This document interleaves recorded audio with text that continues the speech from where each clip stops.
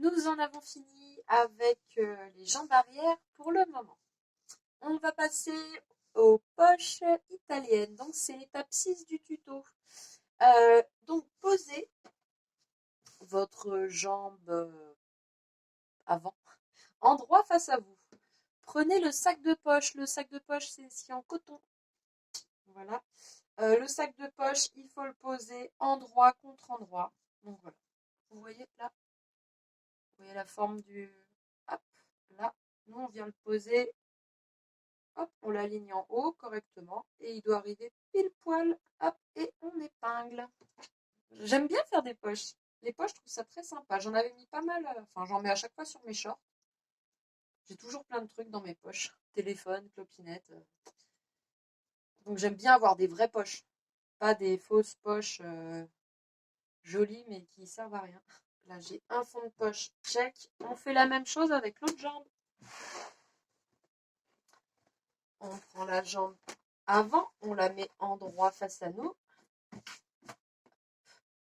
On prend le fond de poche. Donc la jambe, elle est bien endroit face à moi. Je prends pardon, pas mon fond de poche, mon sac de poche. Je le pose endroit contre endroit. Hop, on l'aligne bien en haut. Les bords, c'est bon. Et on épingle. Mon sac de poche est bien épinglé. Maintenant, on va venir l'assembler au point droit. Fil normal. Donc on va venir l'assembler ici à 0,7 cm du bord. C'est-à-dire que l'aiguille est au milieu et mes bords avant et sac de poche sont bien alignés avec le bord du pied presseur. Ça marche? Mon fond de poche est assemblé. On fait la même chose avec le Pas mon fond de poche, mon sac de poche est assemblé. On fait la même chose avec le deuxième sac de poche. Oui, parce qu'après, il faudra surpiquer. Donc changer de fil et tout, c'est plus facile. On gagne du temps en faisant toutes les coutures comme ça en même temps. Ma couture d'assemblage est faite. On va rester sur l'envers. On va prendre le fer à repasser. Le fer à repasser, il est indispensable dans ce projet. On va commencer par ouvrir la couture. Voilà. Couture ouverte. Là, la couture, après, on va la rabattre sur le jean.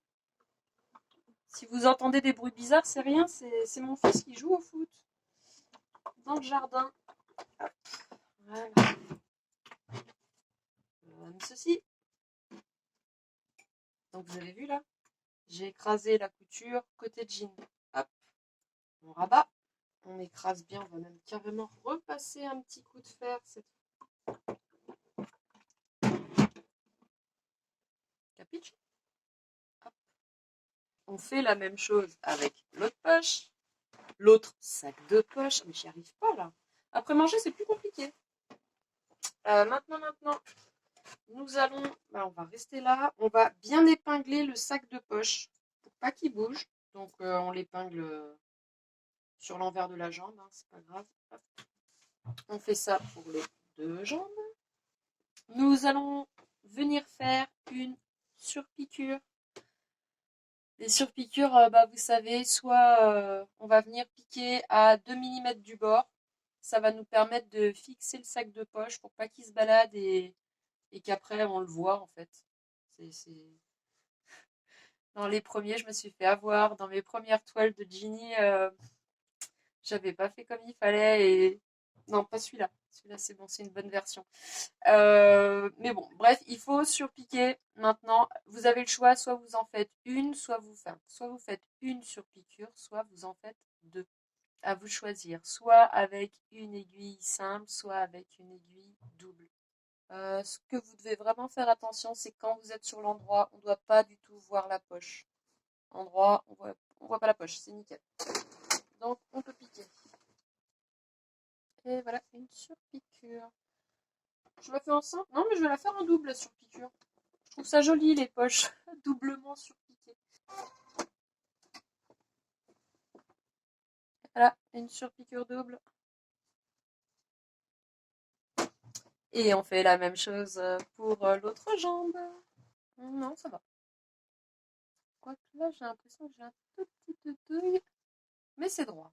Non, non, c'est nickel. Bon, ça c'est fait. C'est pas compliqué. D'ailleurs, je pense que je vais le mettre en débutant. Débutant confirmé. Ouais, ça peut pas être débutant, hein. On va retirer les épingles qui nous tenaient le sac de poche. Les surpiqûres de poche sont finies. Maintenant, on va vraiment s'occuper au fond de poche. Alors, prenez la jambe exactement comme sur le petit dessin. Hein. Là, envers face à vous. Normalement, le sac de poche est comme ça. On l'ouvre pour que tout soit bien envers face à nous. On prend le fond de poche. Ok ? Le fond de poche, on va venir le glisser. Hop. En fait, il est endroit contre endroit avec le sac de poche. Et en fait, on a juste à bien le mettre. Ils ont la même forme, donc il faut juste qu'il soit tout bien mis, bien bord à bord. Voilà, on fait attention en haut. Et une fois qu'il est bien mis, on l'épingle. Donc, on fait ça avec une jambe. On prend l'autre jambe et on fait la même chose. Envers face à nous. Oui, là, ouais. On ouvre bien le sac de poche. Le fond de poche, lui, il est à l'endroit. Lui, c'est le fond de poche. On vient poser le sac de poche endroit contre endroit en alignant bien tous les bords. Donc là, tout est bien superposé. On épingle pour tour. Pour nous aider sur le fond de poche, je ne sais pas si vous le voyez, là, j'ai un cran. Hop, ça me dit que je dois arriver juste là. Pile poil ici et je peux épingler. J'ai tout bien épinglé. Maintenant, au point droit, je vais venir fixer le sac de poche au fond de poche. Je vais commencer ici. Vous voyez là? Je vais commencer là et je vais remonter jusqu'en haut. Ok? Capiche? C'est pas trop compliqué pour l'instant? Alors, je peux récapituler si vous voulez. Le jean et la sac de poche étaient envers face à moi. J'ai glissé le fond de poche qui, lui, était endroit face à moi. J'ai collé le sac de poche avec le fond de poche endroit contre endroit. Je l'ai positionné, je l'ai superposé exactement pour qu'il épouse. Hein, ils s'épousent tous les deux. J'ai épinglé et maintenant, je vais partir de là. Je vais coudre tout le sac de poche avec le fond de poche au point droit. Allez, c'est parti. Au fil normal, il faut encore changer de fil. Je vais donc assembler mon sac de poche avec mon fond de poche. Mon aiguille est au milieu, longueur de point 3. J'aligne les bords des sacs et fonds de poche avec le pied presseur. Et c'est parti, au point droit. Marche avant, marche arrière, pour commencer. Là, c'est un arrondi, donc vous vous arrêtez, vous levez le pied presseur, vous tournez un petit peu. Bon, c'est le fond de poche, ça se voit pas. Hein. Mais autant que ce soit joli. Là, on a fait ça. J'ai un pli là. C'est bon. Vous voyez? Voilà, on a assemblé le fond de poche au sac de poche. Et du coup, sur l'endroit, donc sur l'envers, on a bien tout assemblé. Et sur l'endroit, maintenant, ça ressemble. Et ça tombe tout nickel. On fait la même chose, même assemblage pour l'autre jambe. J'ai bien assemblé donc mon deuxième fond de poche, mon deuxième sac de poche avec mon fond de poche. On coupe les petits fils de la surpiqûre et de la couture d'ailleurs. Hop. Voilà. Bon, les poches italiennes, vous avez vu, c'est pas compliqué. Hein. Et là, c'est des vraies poches. Vous avez de la place pour mettre la main. Nous en sommes à l'étape 7 et c'est l'étape, je pense, la plus redoutée pour les couturières. La pose de la fermeture éclair. J'ai essayé de faire au plus simple. Ça va bien aller. pour l'instant, prenez une jambe de pantalon. Voilà. Une jambe du devant, envers face à vous. Vous vous souvenez, on a fait un petit repère en haut, au niveau de la languette, ce que j'appelle la languette, c'est ça. Ouais. Il y a un petit repère, on prend la règle et on va tracer du repère jusqu'en haut de l'enfourchure. Il faut le faire sur les deux jambes. Une fois que vous avez tracé le trait, on va venir mesurer 0,7 cm. Donc on a notre trait, on a notre enfourchure, on met le 0 en haut de l'enfourchure ici. Donc je fais un repère à 0,7. Je ne sais pas si vous le voyez.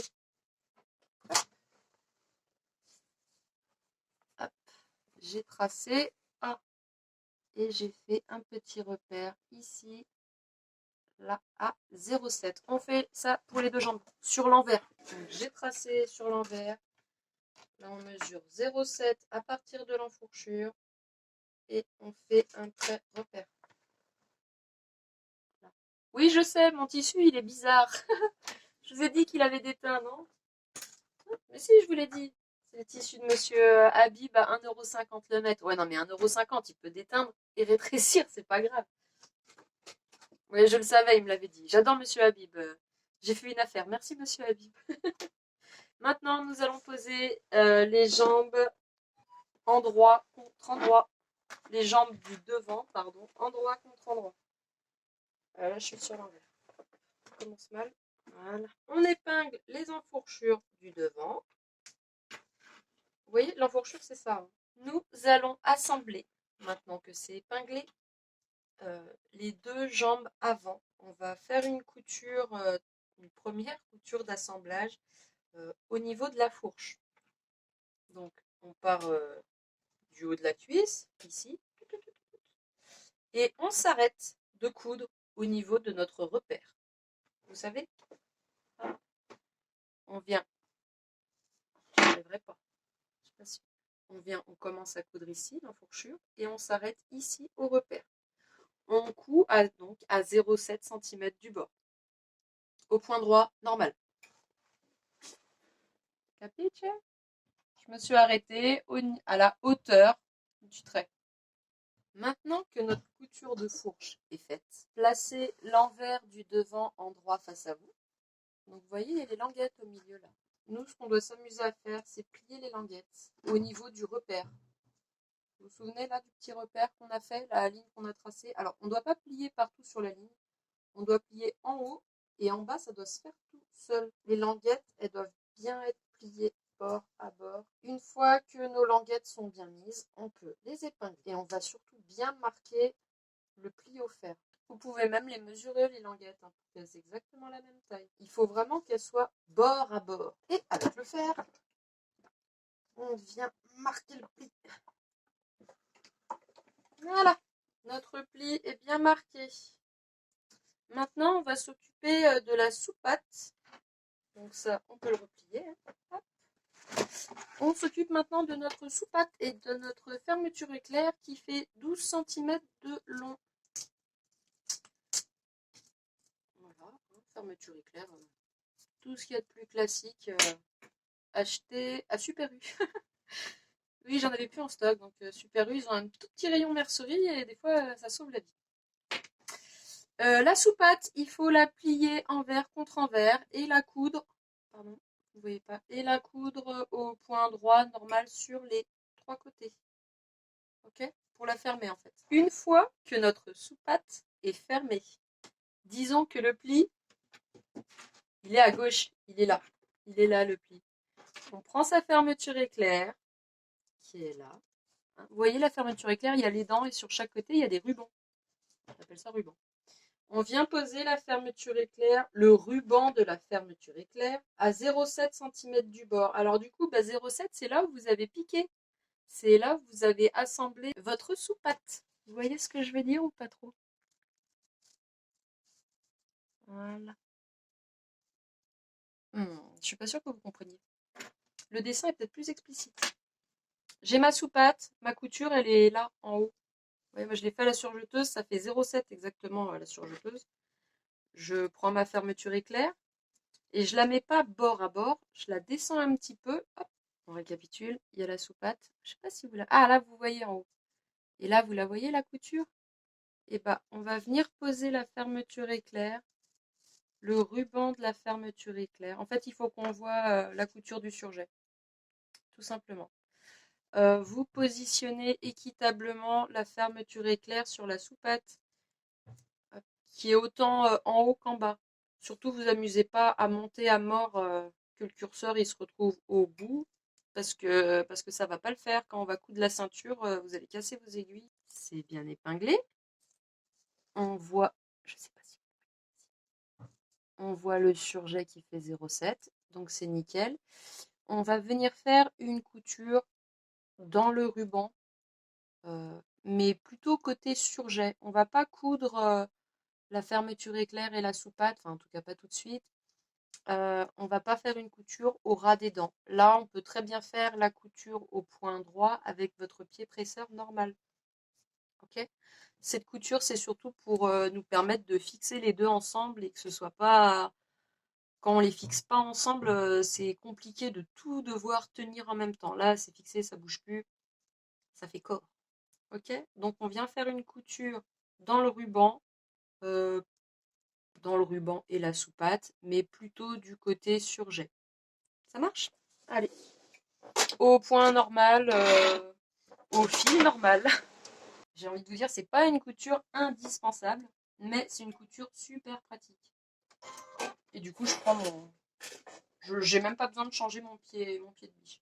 Voilà, ma fermeture éclair est fixée par un simple point droit, hein, réalisé avec le pied normal. Moment fatidique. On est d'accord qu'on a notre fermeture éclair qui est fixée à la soupate. Elle est fixée à la soupate du côté du surjet. Okay. Nous avons bien écrasé et même repassé les languettes. Donc là, actuellement, je ne sais pas si vous voyez, nous avons le devant du Genie qui est endroit face à nous. Les languettes ont bien été repassées pour que ce soit plus simple pour travailler. Donc le Genie est endroit face à vous. Hein. Il n'y a pas à tortiller. On plie cette partie-là. On la rabat endroit contre endroit. On prend notre soupate avec la fermeture éclair. Donc là, il y a le surjet. Okay. Là, il y a le curseur qui est en haut. Donc, je prends la soupate et la fermeture éclair. Je viens les poser juste au pli. Alors, il faut qu'il soit la soupate et la soupate qui est là et le haut du jean qui est là. Il faut bien qu'il soit bord à bord. Mes dents sont pratiquement recouvertes à moitié par le pli de la languette. Maintenant, on prend la jambe, c'est quelle jambe celle-là? La jambe droite. Hop. Et on la bascule sur la gauche. Et là c'est là que c'est compliqué. Il faut venir épingler la soupate et la languette ensemble. Ok? Attendez, je vérifie si je suis bien mise au moins. Non, mais je suis mise nickel. Hein. On va devoir venir coudre en aveugle le plus près possible du bord, le long des dents et juste les dents. Ok? Il faut qu'on mette le pied spécial fermeture éclair sur la machine. J'ai bien mis mon pied pour fermeture éclair. On coud du côté languette, pas du côté soupate.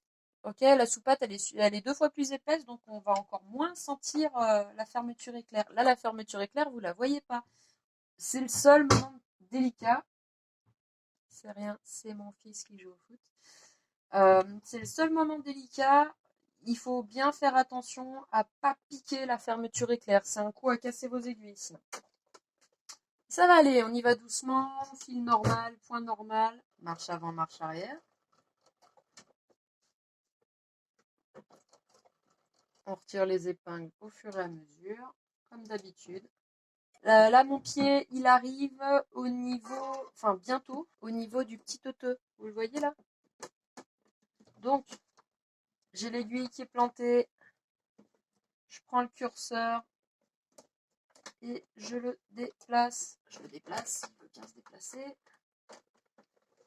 Si c'est bon, non, le pli est là, c'est parfait. Je rabaisse le pied et je couds jusqu'en haut. Et on inspecte.